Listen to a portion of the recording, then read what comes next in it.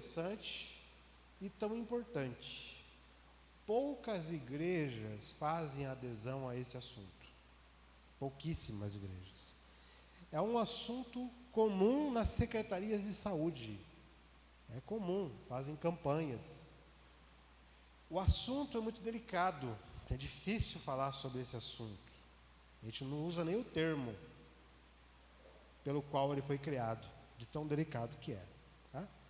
Na minha família eu tive problema com isso. Então eu sei do que eu estou falando. Eu trabalho com isso diariamente.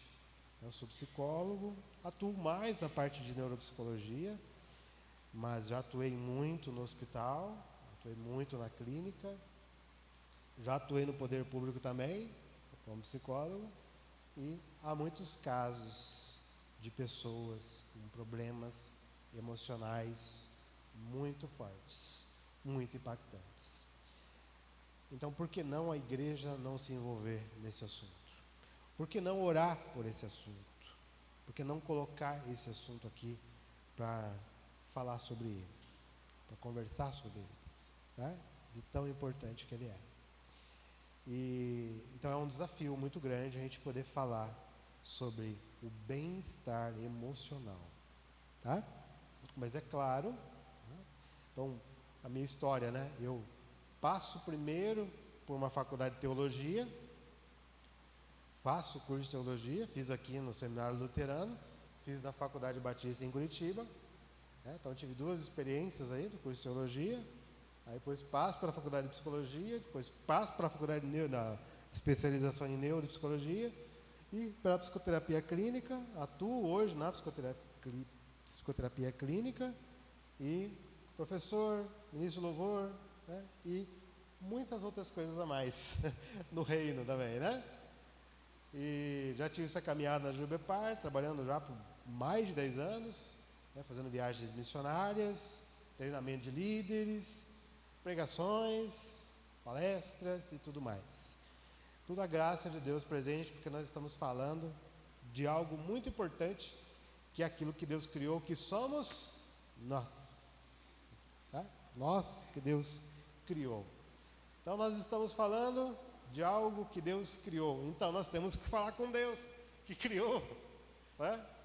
Cada vez que nós temos alguma dúvida a respeito da fabricação de alguma coisa, a gente procura o saque, né? Para tentar pegar a informação de quem criou. Deus nos criou, então nós temos que falar com Deus, porque é Deus que nos criou. Amém? Amém?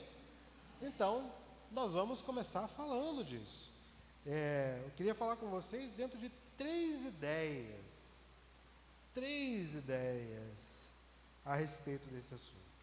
E a primeira ideia é a respeito da essência. A essência. O que é a essência? A primeira informação. Essa é a essência. A primeira informação que eu tenho a respeito de mim mesmo é a essência. E qual é a primeira informação que eu tenho a respeito de mim mesmo? Gostaria que você já fizesse essa pergunta para você. Qual é a primeira informação que você tem a respeito de você mesmo? Vamos responder junto? Lá em Gênesis 1, 26 a 31, vamos lá? Gênesis 1, 26 a 31. Amém? Está projetado, mas eu vi as Bíblias aí, ó, abrindo, então nós vamos ler na Bíblia, né? Vamos ler aqui, ó. Vamos lá. 1, 26 a 31. Então disse Deus: façamos o homem a nossa imagem, conforme a nossa semelhança. Domine ele sobre os peixes do mar, sobre as aves do céu, sobre os grandes animais de toda a terra e sobre todos os pequenos animais que se movem rente ao chão. Criou Deus o homem à sua imagem, a imagem de Deus o criou. Homem e mulher os criou. Deus os abençoou e lhe disse: sejam férteis e multipliquem-se, façam e subjuguem a terra. Dominem sobre os peixes do mar, sobre as aves do céu, sobre todos os animais que se movem pela terra.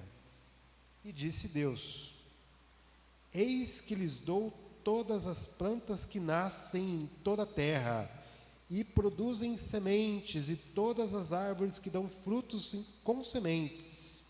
Elas servirão de alimentos para vocês. E dou todos os vegetais como alimento a tudo que tem em si fôlego de vida, a todos os grandes animais da terra, e todas as aves do céu, e todas as criaturas que se movem rente ao chão. E assim foi. O mais importante agora. E Deus viu tudo o que havia feito, e tudo havia ficado muito bom. Passaram-se a manhã, e esse foi o dia sexto. Frisa aí com você. E Deus viu tudo o que havia feito. E tudo havia ficado muito bom. Deus está falando de tudo o que Ele criou. Lá no Salmos 24, como é que fala lá o Salmos 24?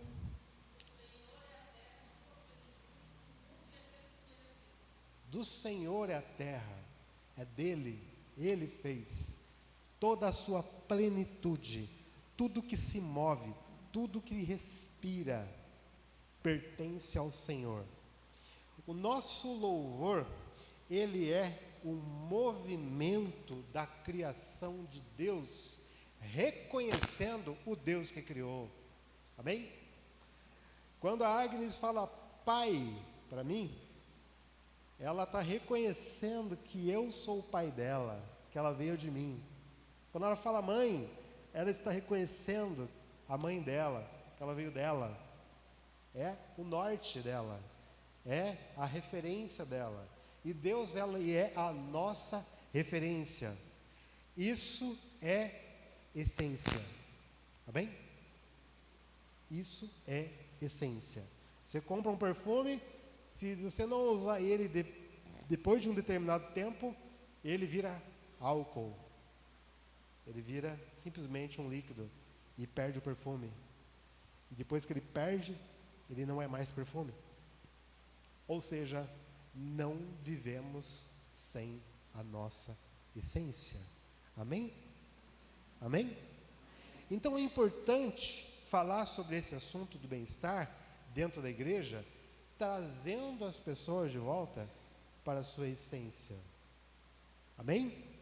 Trazer de volta para a sua essência. Mas, quando nós estudamos a palavra, temos a compreensão, você é membro da Igreja Batista Alvorada, você é um ou uma cristã, um cristão, reconhecendo Jesus como como autor e consumador da sua fé. Amém? Você reconhece isso? E nós fazemos atos em memória disso, né? Fazemos atos memoriais em memória disso, né? A ceia é uma delas, né? Trazemos a memória, exercitamos essa memória para sempre cultivar a presença de Jesus. Amém? Porque é a história onde Deus nos traz de volta para essa essência. A essência, tá vendo? E por que Ele traz de volta essa essência? Porque houve um evento no Éden que nos tirou dessa essência, que houve um afastamento de Deus, um afastamento dessa essência. Quando nós nos afastamos de Deus, nós perdemos um pouquinho a visão dele. Amém? Nós perdemos a visão de Deus. É muito fácil perder a visão de Deus.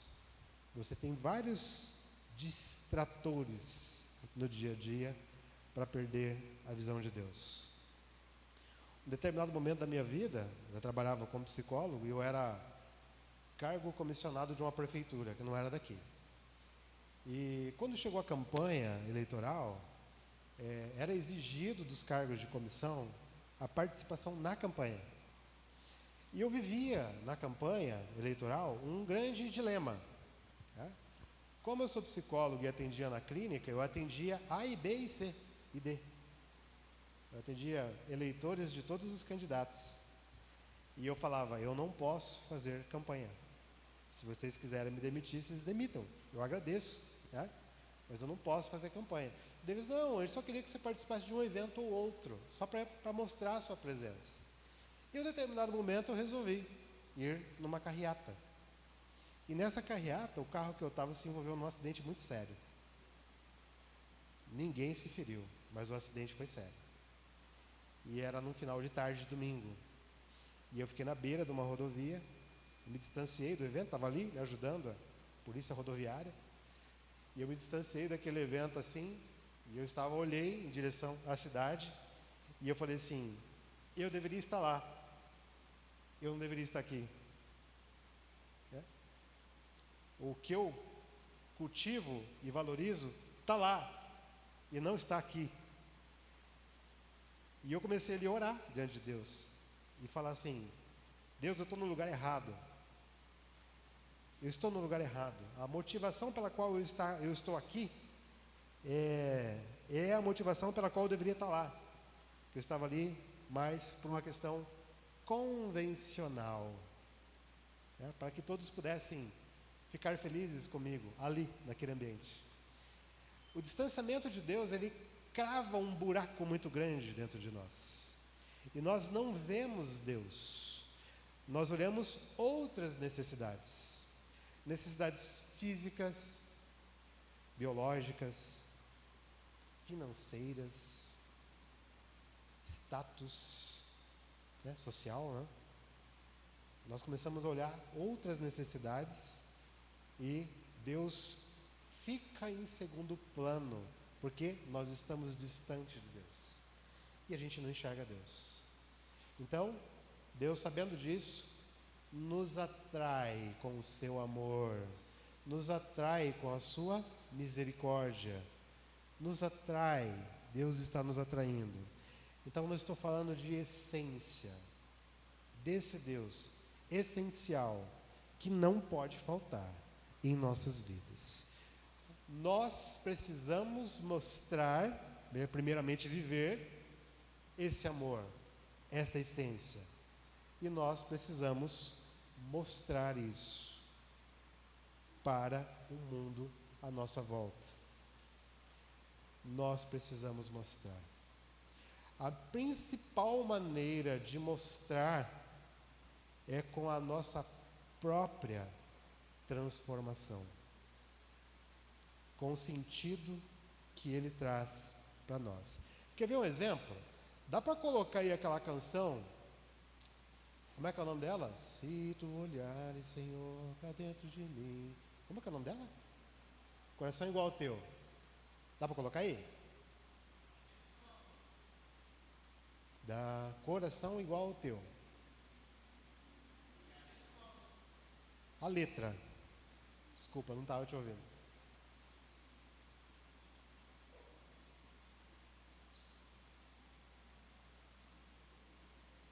Olha só, essa canção, quando a gente olha pelo ponto de vista teológico, não sei se você já ouviu, pastor, existe muita crítica dela, que fala assim, como pode Deus olhar para mim e não ver nada de bom? Você já ouviu essa crítica? Não? Ou alguém um dia falou que essa música está errada. Como pode Deus olhar para mim e não ver nada de bom? Então a gente se coloca no lugar de quem escreveu a canção.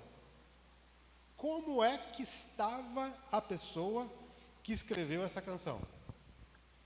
Ele fala assim, Senhor, primeiro ele deu o Salmo 139, né? Ele vai lá e lê o Salmo 139. Aí ele vai lá e fala assim, Senhor, estou me sentindo um nada. Estou me sentindo vazio. Então ele escreveu ali, ó, se tu olhares, Senhor, nada para dentro de mim, nada encontrarás de bom. Não estou me sentindo bem. Essa foi a posição dele. Porém, apesar de não estar me sentindo bem, eu tenho um desejo. Olha lá. Viu? Dá para entender? Olha o que ele vai falar depois. Pode passar para o outro. Dá-me um coração igual ao teu. Coração disposto, disposição, abertura. Pode ir lá. Disposto. Isso é outra, isso, tá certo. Ó, disposto, disposição a obedecer, a cumprir, um desejo de proximidade, um desejo de presença de Deus. E a outra, pode passar. E ele vai aprofundando. Pode passar mais. Olha lá. Mais um desejo eu tenho de ser transformado. Frisa a palavra transformado. O que ela significa? Bem num termo assim, bem simples, para a gente analisar. Trânsito e forma. Transitar, transforma, transforma. Então, eu quero ver as coisas de uma maneira diferente. Eu quero viver de uma maneira diferente. Eu quero uma nova visão. Eu quero um novo coração. Tá? Então, é uma volta para a essência, uma volta para a presença, uma volta para estar com Deus. Amém? Obrigado, meu irmão. Esta é a essência que eu estou falando, é o primeiro princípio. Vamos para o segundo? O segundo princípio é o princípio da diferença. De uma maneira aí vasta, né? O termo é diversidade. Um termo que muitas vezes é equivocado. Somos todos iguais? Não. Somos diferentes. Física e mentalmente. Nós temos um ponto de vista em comum. Somos criados à imagem e à semelhança de Deus. Mas somos diferentes. Deus nos fez assim. Então, cientificamente, é provado que todos somos diferentes. Características que se assemelham. Gêmeos são diferentes. Por mais parecidos que sejam, são diferentes. Né? Nós tínhamos os nossos retiros da AIBOP, né? Dos adolescentes. E lá na igreja tinha 2 gêmeos, né? 2 gêmeos que eu digo, 2 pares de gêmeos, né? E um deles era assim, um era muito quietinho, comportado, e o outro era o contrário. Né? Um era quietinho, comportado, e o outro era o contrário. Era bem agitado. E esse menino que era agitado, ele mexia com todo mundo. Ficava cutucando todo mundo. E um belo dia, os meninos se revoltaram contra ele. E falaram que iam pegar ele e fazer uma brincadeira lá com ele.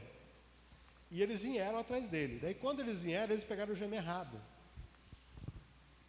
E fizeram a brincadeira. Daí o outro ficou bravo. Eu vou chegar em casa, eu vou falar para a mãe, você nunca mais vai vir no congresso, porque olha só, o que fizeram comigo por causa de você. Todos somos diferentes, apesar das semelhanças. Todos somos diferentes. Né? Amém por isso. Todos somos diferentes. A igreja se fundamenta na diferença. E quem é pastor sabe como isso é complicado. E quem é líder sabe como isso é complicado. Né? E quem participa de reuniões sabe como isso é complicado. Né? Visões diferentes, posições diferentes. E às vezes é difícil de conciliar tudo. E o conflito é grande. E é grande. E tem pessoas que sabem lidar com o conflito. E tem pessoas que não sabem lidar com o conflito. E assim começa, né? Todo um universo de conflitos, de relacionamentos. Amém? Casamento é uma bênção. Uma bênção.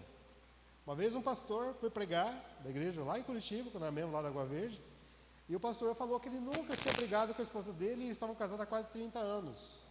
E o pastor virou chacota depois que ele pregou. Ele virou chacota, sabia? Eu falei assim, em Deus eu confio na palavra dele, porque ele falou de púlpito. Em Deus eu confio. Mas quem é casado sabe que isso é difícil. Porque são duas pessoas diferentes. E a gente aprende a viver junto na diferença. A gente evolui, cresce na diferença. A igreja, as pessoas são diferentes. Nós evoluímos e crescemos na diferença. Comunhão. Pessoas diferentes se alimentando do mesmo pão. Pessoas diferentes, todas olhando para Jesus como autor e consumador da fé. Se somos todos diferentes, nós temos maneiras diferentes de enfrentar a vida. Bem? Nós temos maneiras diferentes de enfrentar a vida. Não enfrentamos a vida do mesmo jeito. Algumas pessoas têm mais habilidades de lidar com problemas da vida do que outras pessoas. Tá? Então, fulano é bom, ele passa por um conflito muito grande e ele consegue sair do conflito numa boa. Ciclano não. Ciclano não. Eu passei, né, pela UTI, eu faço parte daquela porcentagem que quase morreu. Tá? Fiquei 40 dias internado, entubado, né? Trago uma marquinha aqui de uma traqueostomia.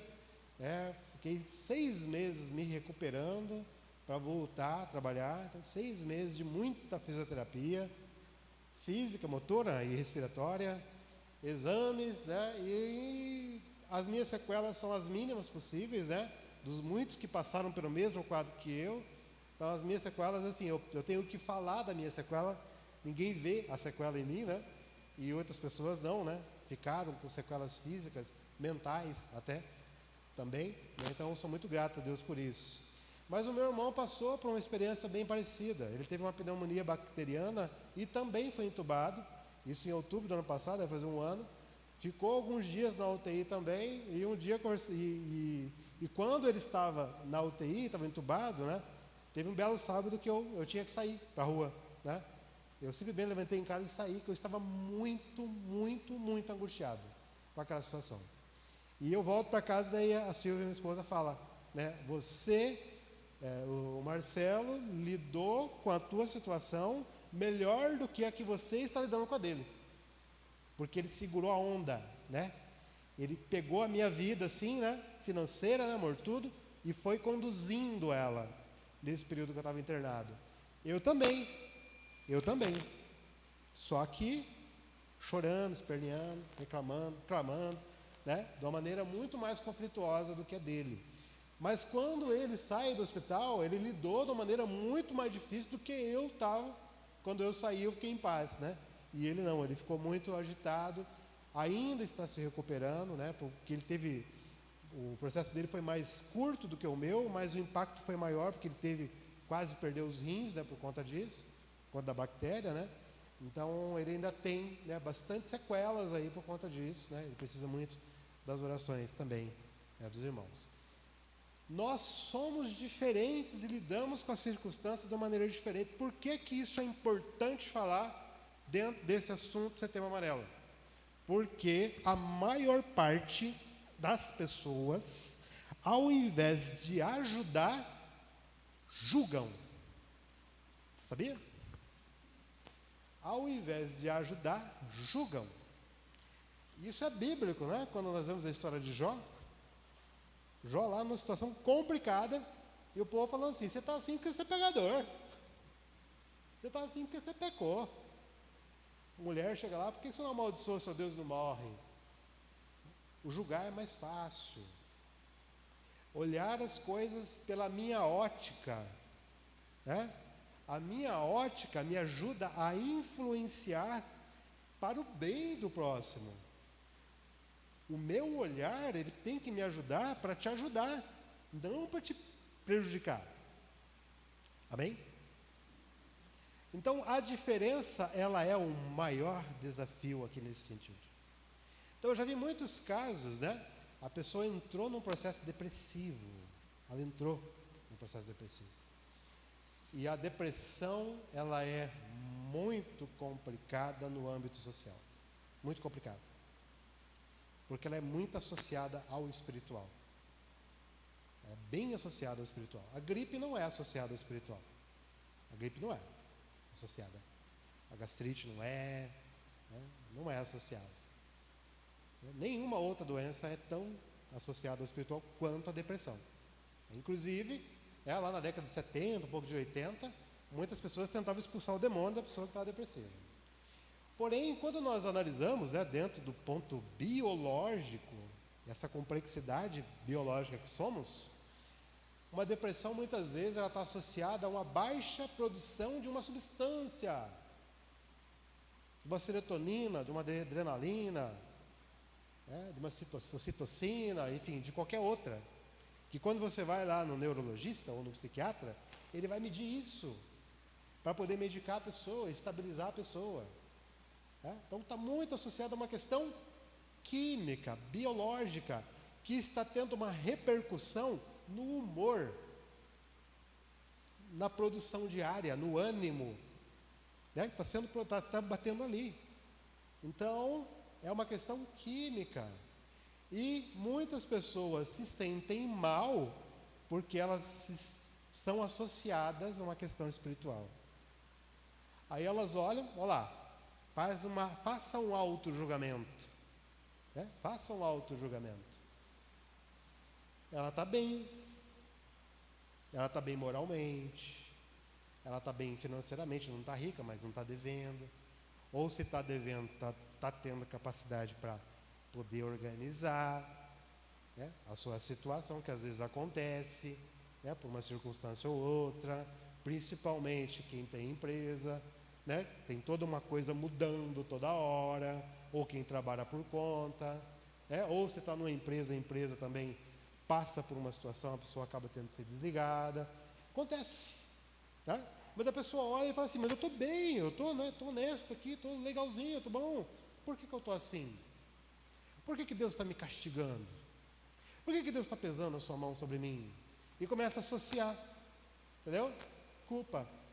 Aí eu vou usar o termo, a autoestima espiritual vai para baixo. Que tipo de crente eu sou? Que tipo de pessoa eu sou? Que Deus não está me abençoando? Que Deus não está operando?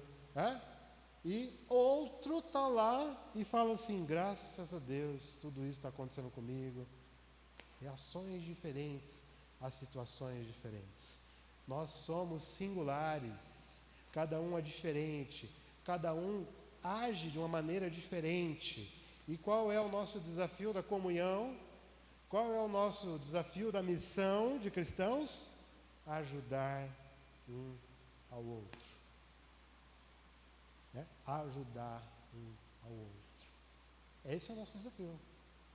Amar um ao outro. É assim? Essas questões, né, elas mexem. Normalmente a pessoa que está com uma dificuldade ali emocional, ela dá uma caída, né? E ela dá uma afastada. Às vezes a pessoa não quer conversar com ninguém. E ela dá uma isolada. Ela quer ficar no mundo dela. O que essa pessoa mais precisa é de amor. Às vezes a pessoa está dentro de um quadro de transtorno que está causando um estresse muito grande para ela. E nesse momento que esse estresse está grande para ela não está vivendo os seus melhores dias. Por isso, ela vai ficar mais quieta. Às vezes ela está com medo de falar coisa que ela não queira, por causa de um estresse muito alto. E ela vai ficar quieta, vai ficar isolada. Tá? E isso mexe com todo o meio dela. Entendeu? Então está todo mundo aqui. Igreja Batista Alvorada, uma igreja que não é pequena, que não é grande, que não é pequena, com uma igreja que é considerável, significativa. Mas aqui tem um algo bom que é, todo mundo conhece todo mundo. Né? Todo mundo conhece todo mundo sabe quem é todo mundo. Então, quando uma pessoa não está bem, automaticamente todos sabem que ela não está bem. Mas não? Mexe com o corpo inteiro. Né? Mexe com o corpo inteiro. Assim como quando uma pessoa está bem, todo mundo fica feliz porque ela está bem. E muitas pessoas não têm muita capacidade de lidar com isso. Julgar é o caminho mais fácil. Quando temos aquele texto lá, você que olha para o cisco que está no olho do seu irmão e não vê a trave que está no seu, é mais fácil ver o cisco. Entendeu? A resposta é clara, né? É mais fácil ver o cisco do outro. Mas o que Deus quer de nós é amor, é oração, é empatia, que é se colocar no lugar, entender a situação, tá? Baseado nisso, né, uma experiência prática, né? Às vezes experiência de clínica, né, que a gente tem, que quando uma pessoa não está bem, o recurso que muitos utilizam é aquele que está pronto, na mão. Né? Aquele que está pronto na mão. Vou exemplificar bem aqui. Você é forte. Você é... Estava falando sincero, eu falei que você está bonito, tá, Daniel? Mas eu vou falar aqui. Você é forte. Você está bonito. Você não está devendo nada. Você tem dinheiro. Você sabe tocar violão. Você sabe tocar. Né? Você tem uma família bonita. Por que você está assim? Né? Então ele evidencia tudo que existe de bom na vida da pessoa e fala assim: você não pode estar assim, depressivo, porque você tem tudo isso. Não é assim? Você já viu isso? Já viram? Quem já viu? Já viram? Você já fez isso? Já fez? Já vi muita gente fazer. Eu sou psicólogo desde os 30, então eu já fiz isso também. Então eu já fiz isso também. Né? Quando você faz isso, você está deixando a pessoa pior ainda, porque ela fala assim: nem isso eu consigo ver, nem isso eu consigo reconhecer. Minha vida está tudo bem e eu estou assim. Eu não tenho força nem para desfrutar das coisas boas que existem na minha vida. Ou seja, você deixou ela pior ainda do que ela está. Concorda ou não? Então a pessoa, ela precisa muito da sua mão. Ela precisa muito que você fale assim: estou aqui. Ó, não sei o que te dizer, mas eu quero que você saiba que eu estou aqui. Tá? Quando eu fiquei acamado, né? Eu fiquei 40 dias internado e eu fiquei acamado por mais 3 meses em casa. Montou-se um hospital em casa. No auge daquele pior momento da pandemia, onde aconteceu o maior número de mortes. Não podia entrar muita gente em casa. Então mesmo assim entrava muita gente em casa, porque a casa virou um hospital. Tá? Mas não podia entrar muita gente. E as pessoas iam até lá e ficavam compadecidas, porque eu tive a tetraplegia transitória. Por conta do vírus e de ter ficado muito tempo deitado, em coma, eu perdi todos os movimentos. Né? Na UTI mesmo eu ia perdendo. Tinha dia que eu levantava a mão até aqui, levantava até aqui, chegou uma hora que era só isso aqui. Aí quando eu saí da UTI, era só mexer levemente os dedos. Né? Então não tinha força para nada, né? Nada. Então, era um trabalho diário de estimulação. Aí teve um amigo meu que foi em casa, e ele foi uma vez em casa, daí depois passou o tempo, ele falou assim: eu só fui uma vez lá, porque eu não consegui voltar mais. Eu não conseguia lidar com aquela cena de você numa cama, deitado na cama. Eu não tive força, eu voltei para casa chorando. E ele é meu amigo de criança.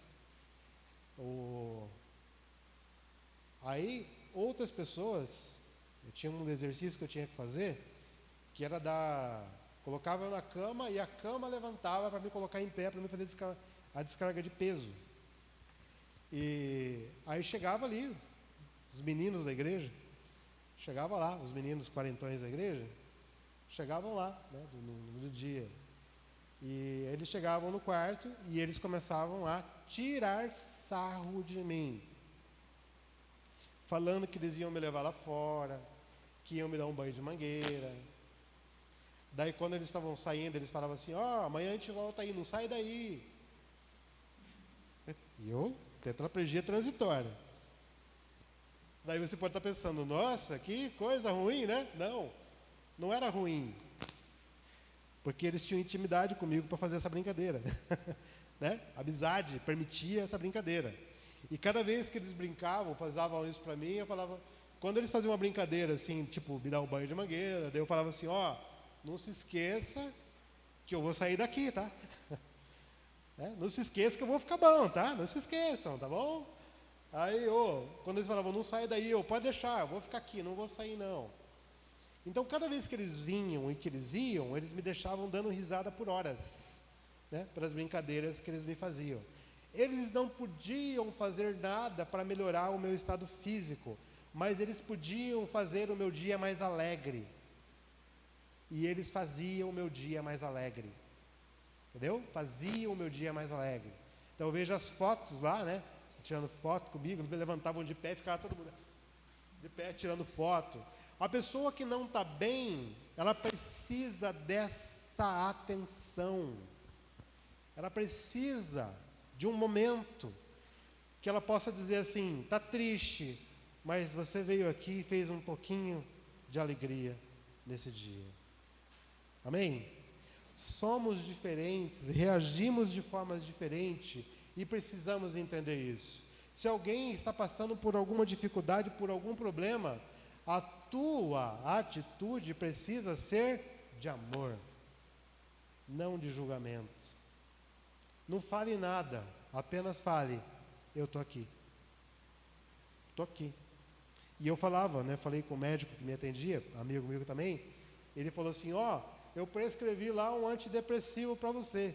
Daí eu falei para ele, doutor, o que eu preciso, eu tenho. Nesse momento, o que eu preciso, eu tenho. Está tudo certo, tá bom? Está tudo bem. Eu sei que as coisas vão acontecer, que eu vou sair dessa. Eu já saí, na verdade. Só estou me recuperando. E é claro, né, que a gente fisicamente tem dúvida. Muitas pessoas não saíram do estado que eu estava. Mas quando a gente está com Deus, independente da situação, está tudo certo. Pastor Paulo Davi, né, nesse mesmo momento, fazendo lives, orando pelo filho dele, pastor Davi lá da PIB de Curitiba, orando pelo filho que estava com Covid, o filho internado. O filho ficou bom, ele agradeceu todo mundo e tal. Passou alguns dias, ele descobriu uma doença degenerativa. E ele foi internado. E ele ficou tetraplégico por causa daquela doença rara. E hoje ele está na cadeira de roda. Bem complicados os movimentos dele. E eu conheço ele, quando eu conheci ele estava deixando de ser produtor artístico do Leandro e Leonardo, da dupla. Ele estava retornando para a igreja, ele passou um tempo afastado, né? E ele assumiu, pastor de louvor, adoração, e ele testemunhou, né, essa reconciliação com Deus comigo, né? E eu fui acompanhando ali com ele todo esse momento dele. E ele fez, né, a mesma cama que eu utilizava, um belo dia, fizeram com ele no hospital e começaram a tocar, e ele é músico de mão cheia, toca tudo quanto é instrumento, e começaram a tocar, e ele começou a ministrar um louvor dentro do hospital. Ali, enfermeiros, médicos, pacientes, todos louvando a Deus, e ele ali, sem movimento nenhum, cantando, ministrando. Se você tivesse passado por isso, como seria a sua reação? Se você estivesse no lugar de Paulo e Silas lá, quando eles estavam lá presos e cantavam lá perto da meia-noite, como que seria a sua reação? E se você tivesse sido condenado a ir para a cova dos leões, qual seria a sua reação? Ou para a fornalha, Sadraque, Mesaque e Abednego? Qual seria a sua reação? Como você agiria? Só estando lá para saber, não é? Só estando lá para saber. Então, todos temos maneiras diferentes de reagir a determinadas situações. Deus nos fez assim e viu que era bom. Né? Deus nos fez assim e viu que era bom. Por último, complementando, na verdade, né? Deixa eu dar uma olhadinha na boca aí.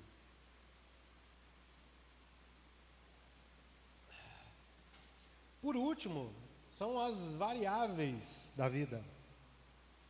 As variáveis da vida. O velho ditado que fala: a vida é uma caixinha de surpresa. A vida é uma caixinha de surpresa. Quando eu trabalhava aqui na Coamo, nós tínhamos um campeonato que era o Intersetores, acho que era esse o nome, Intersetores. E eu era o goleiro do meu time. Eu jogava pela engenharia e eu era o goleiro. E eu ia bem nos treinos ali, eu ia bem. No dia da competição, não. Mas nos treinos eu ia bem. Quem já foi goleiro aqui? Eu era goleiro, oficial. Qual que é o... Todo mundo no goleiro é o menos valorizado e o mais valorizado, né? A bomba vem, você não sabe de onde, né? Você não sabe que hora que o cara vai chutar, né? Você não sabe que hora que a bola vem, então você fica aqui, ó.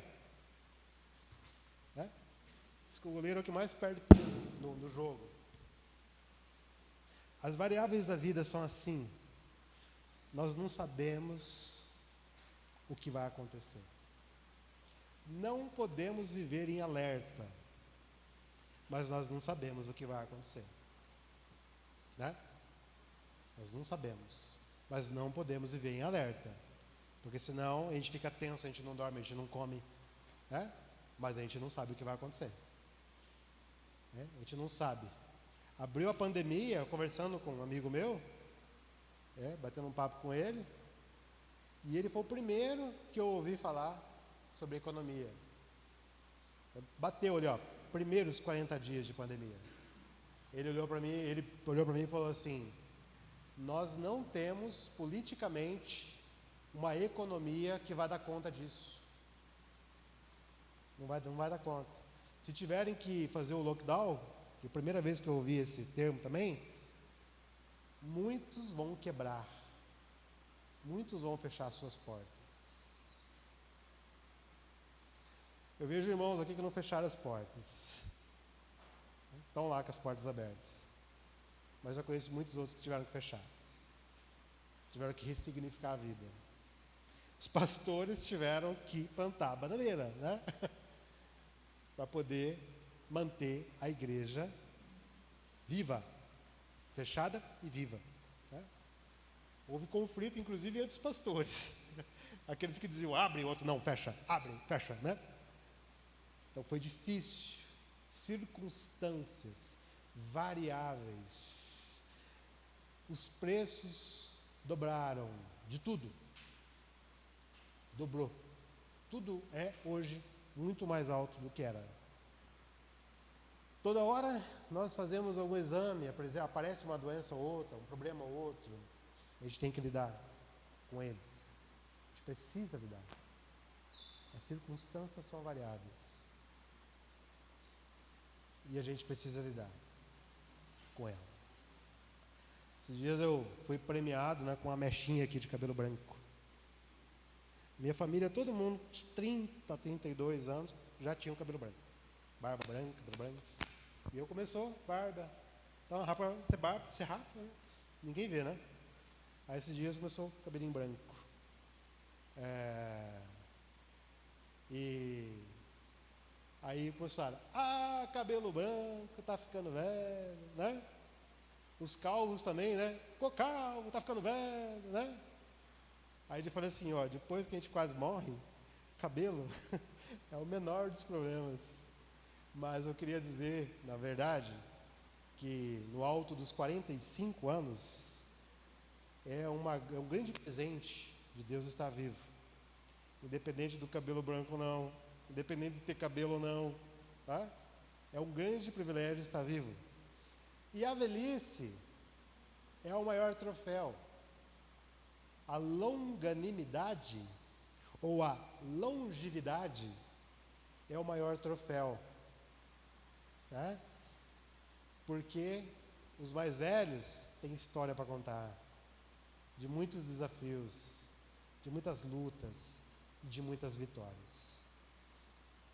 Independente de quem você seja, independente da maneira como você lida com as variáveis do seu dia a dia, com os problemas menores ou os maiores que você lida, nós estamos num culto.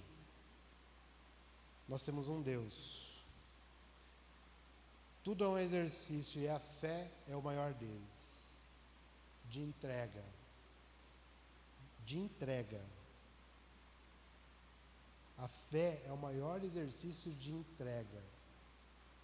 Como confiar em Deus a minha vida?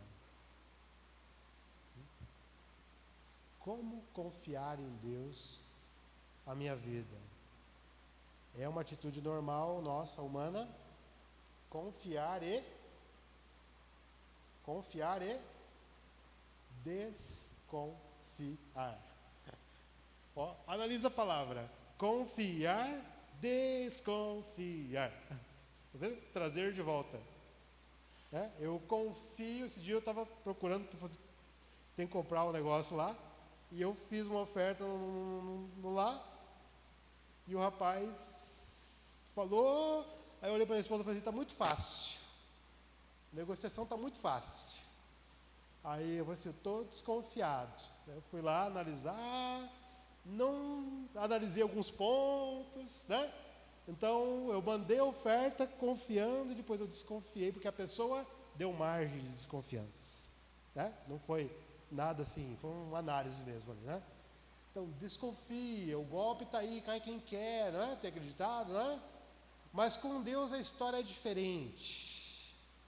Com Deus confia nele e ele tudo fará. Salmos 37, pode ler inteiro. É claro, a confiança é clara, como o sol do meio-dia, clara, você vê. Então seja quem você for, seja o que for que esteja no seu coração. A gente vai terminar aqui. Qual é a sua dificuldade em confiar? Qual é a sua dificuldade em confiar? A dificuldade, normalmente, ela está presente quando a gente quer que Deus faça aquilo que a gente quer. Essa é a maior dificuldade. Sabe? Eu quero que Deus faça aquilo que eu quero.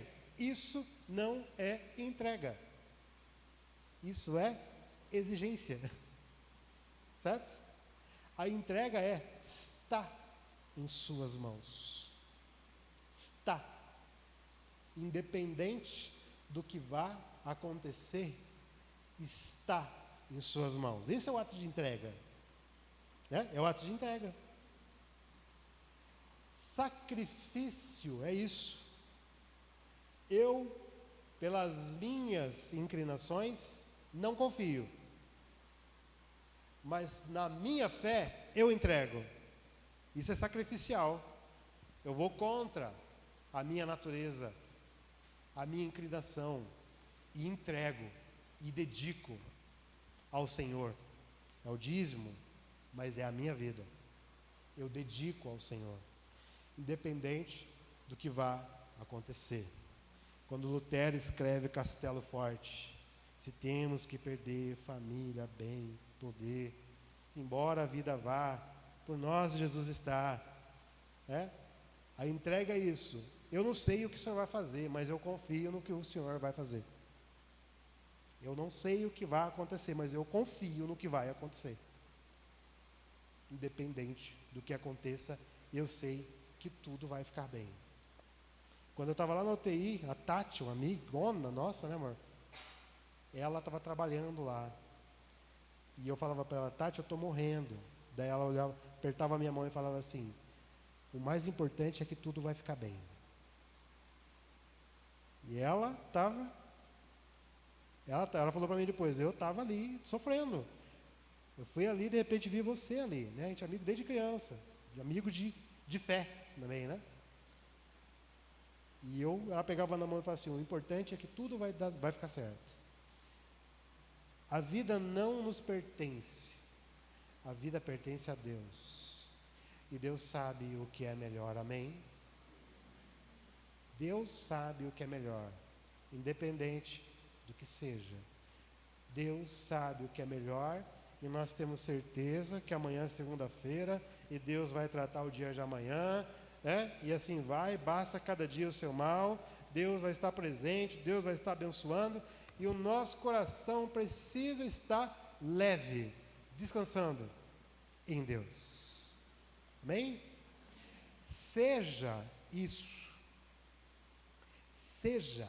Busque isso para você. E você se tornará uma referência para os outros. Tá bem? A pessoa olha assim e fala assim, eu quero ser como você. Você é um exemplo para mim. Você é um referencial para a minha vida. Paulo disse, né? Sede meus imitadores como eu sou de Cristo. Deus quer que você seja isso. Então baixe sua cabeça agora. Vamos orar. Uns minutinhos aí. Um minutinho só. Coloca o teu coração, a sua vida. E depois a vida de alguém que você queira que Deus visite nesse momento, ou que você queira ser também um referencial para a vida dessa pessoa.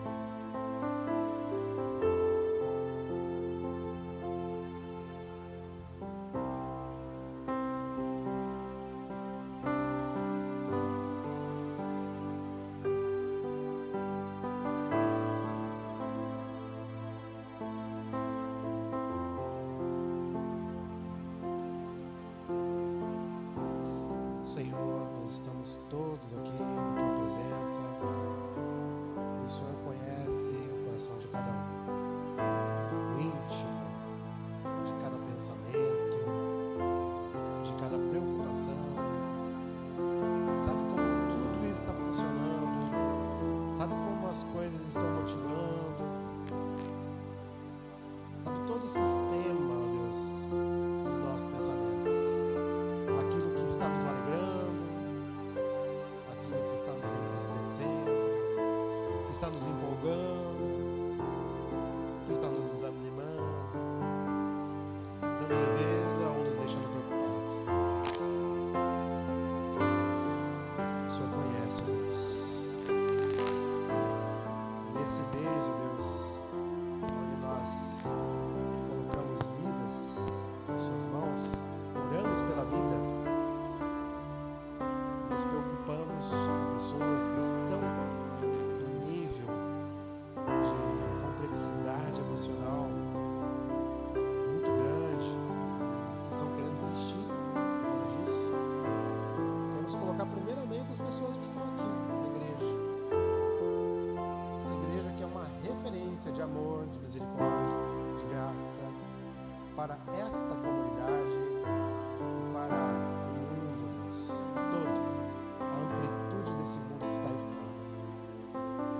a transformação aconteça aqui primeiro, em cada vida.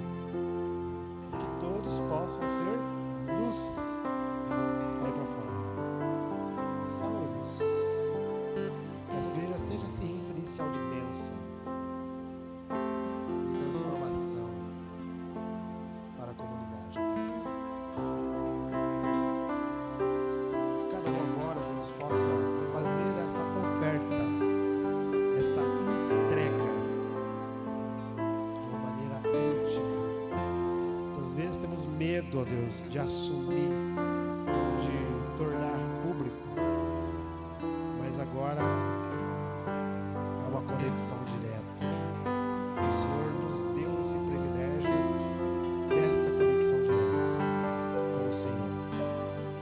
Por isso, Deus, coloque a sua mão aqui sobre essa igreja e abençoe-nos.